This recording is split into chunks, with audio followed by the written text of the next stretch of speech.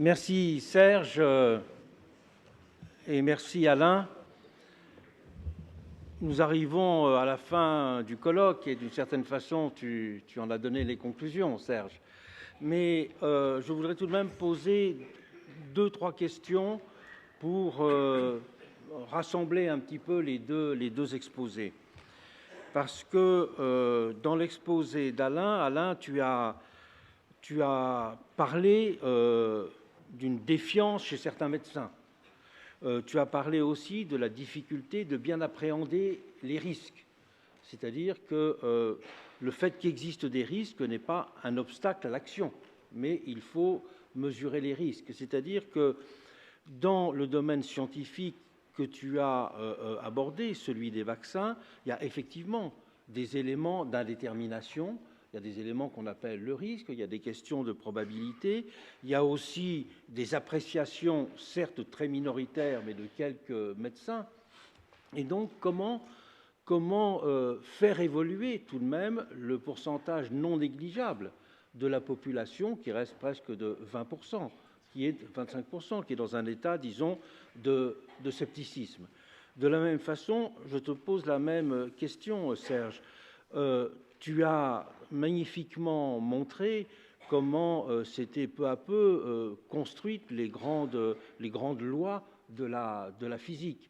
Mais au moment où tu as parlé du réchauffement climatique, ça n'était pas simplement les grandes lois de la physique, c'est la façon dont, dans un phénomène physique, s'agglomèrent justement différentes théories.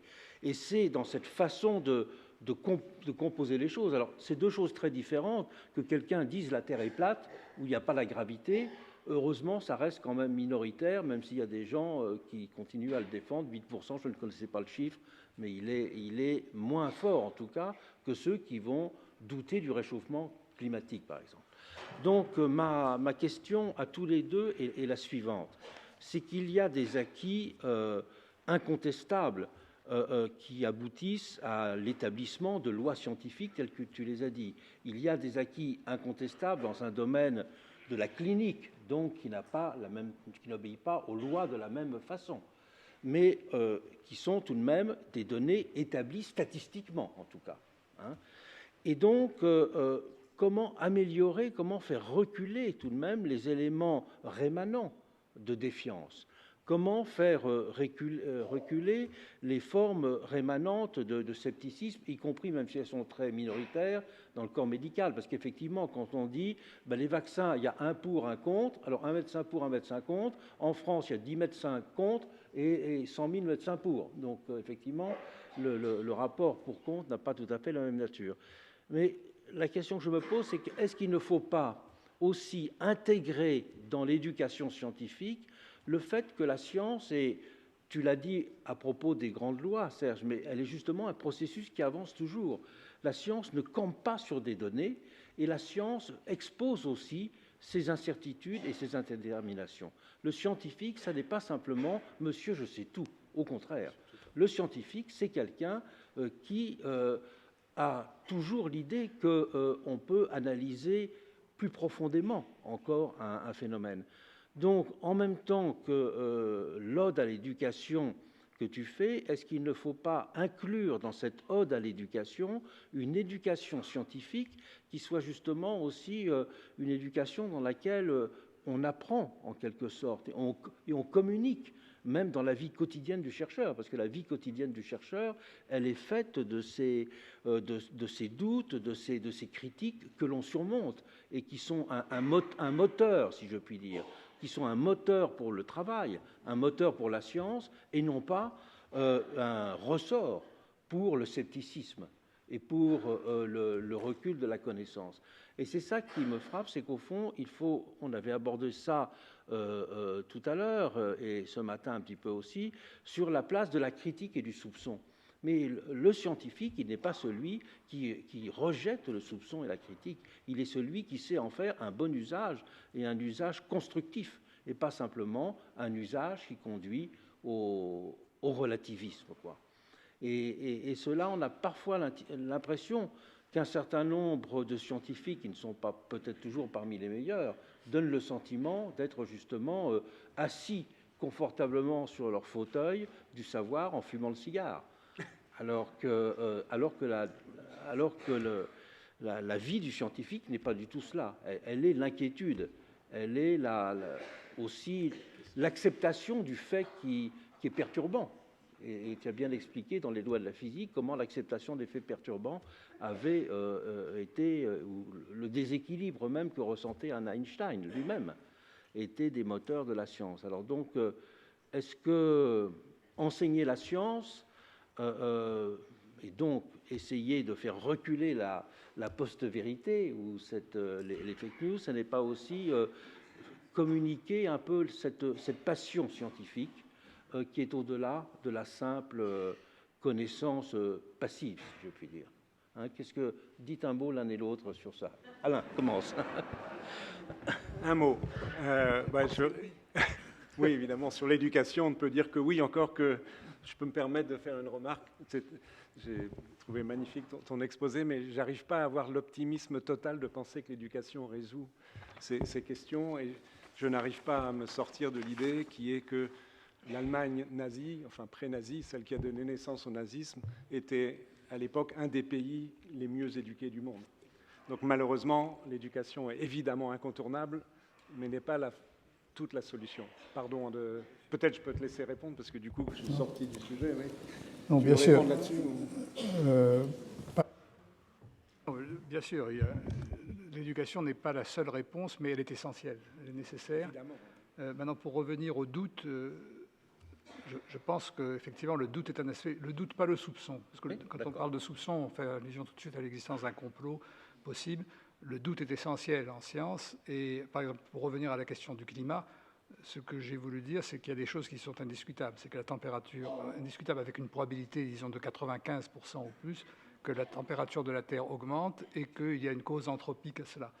Maintenant, le doute et ce qu'on ne sait pas, c'est quelles vont être les conséquences exactes. On a différents modèles, il y a différentes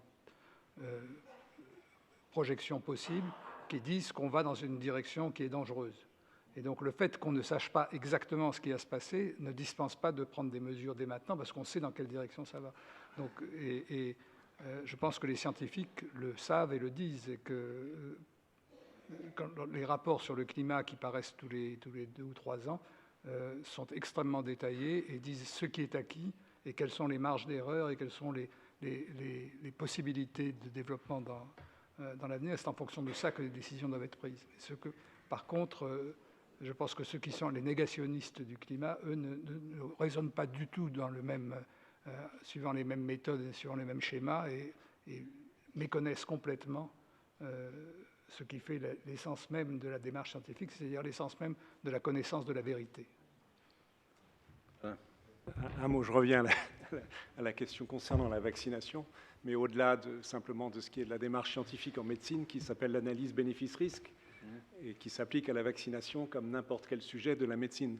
Le fait qu'une fraction du corps médical soit résistante ou réfractaire à cette analyse est un fait qui n'est pas forcément une énorme surprise, parce que d'abord la médecine vient de loin par ce qui est de l'éducation scientifique. Il faut se rappeler ce qu'était la médecine, après tout, il y a seulement quelques dizaines d'années, et que les médecins ou d'autres soignants sont des citoyens comme d'autres. Donc la réponse est évidemment l'éducation à nouveau, même si je ne peux pas ignorer le fait que cela prendra un long temps, mais on peut de façon très pratique améliorer la formation des médecins, encore une fois initiale et tout au long de la vie. Il y a beaucoup à faire, mais aussi je crois beaucoup à l'exemple, et je me repose sur votre exposé tout à l'heure magnifique sur le travail que vous faites auprès des collégiens et des lycéens en les impliquant directement avec une réflexion pour construire une émission de radiophonique. Je veux dire quelque chose d'assez banal, mais la vaccination à l'école, je pense que tu as été vacciné à l'école, j'ai été vacciné à l'école, j'adorais ça, après on avait une demi-journée de libre, pas uniquement, mais c'est une façon la plus didactique possible.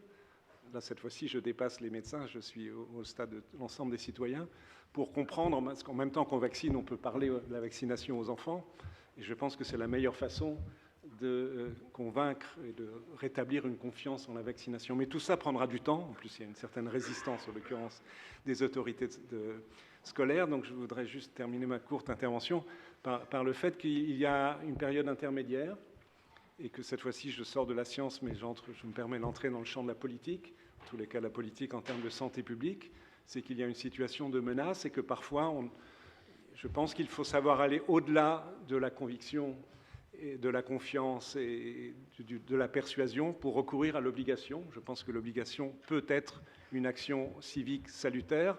Il y a un autre exemple qui n'est pas très scientifique, mais à mon avis, qui a montré son utilité, même s'il est toujours l'objet de débat, qui s'appelle la sécurité routière. Et pour moi, la vaccination est du même ordre que la sécurité routière. Sauf qu'elle a des bases scientifiques probablement un peu plus solides, encore que je pense que les données statistiques sur la sécurité routière sont tout ce qu'il y a de plus solide. Donc il y a aussi, au-delà de la nécessité permanente de l'éducation sous différentes formes, que je viendrai évoquer, il peut y avoir la nécessité de l'action politique temporairement par l'obligation. Merci. Il n'y a pas de conclusion à apporter à ce colloque, puisque la question est loin d'être bouclée, la question est devant nous. Donc, continuons à travailler et n'oubliez pas de lire La vie des idées pour être au courant de tous les débats et de tous les livres qui paraissent sur le sujet.